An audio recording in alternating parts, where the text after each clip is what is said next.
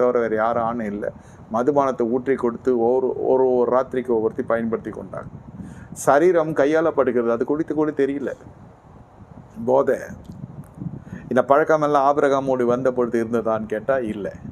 அழைப்பு இல்லாத மனுஷனை கொண்டு வந்து ஒரு இடத்துல வச்சு நம்ம அழகு பார்க்கணும்னு நினச்சாலும் அவலட்சணத்தை நம்ம கொண்டு பண்ணி விட்டு வாழ்க்கையை அலங்கோல பண்ணி கொண்டு நம்முடைய அமைதியான ஒரு வாழ்க்கையும் கெடுத்து விடுவான் என்பதற்கு இது ஒரு அடையாளம். ஆபிரகாம் செய்த தவறில் மிகப்பெரிய தவறு இது. மிகப்பெரிய தவறு இது. ஆமாம், இந்த மனுஷனுக்கு பணத்தையும் கொடுத்து ஜனத்துக்கு ஜனமாவான்னு பார்த்தா கடைசியில் இவன் வேறு மாதிரி போயிட்டான் வாழ்க்கை. புரிந்து கொள்ளுங்க. உங்களுக்கு சிற்றின்ப நேரே உங்களுக்கு இருக்காமல் இருக்கும். சிற்றின்ப பிரிய உங்களுக்கு இல்லாமல் இருக்கும். ஆனால் உறவின் முறையில் ஒருத்தன் குடிகாரன் இருந்தானா போதும், அல்லது நட்பின் முறையில் ஒரு குடிகாரன் இருந்தானா போதும். ஐயா நான் குடிக்கல, அவன் தான் குடிக்கிறான், அவன் காசுலேயே அவன் குடிக்கிறான்னு இருந்தால் கூட சரி, அந்த நட்பை என்ன செய்யணாக்கா உங்களை தரித்திரத்துக்கு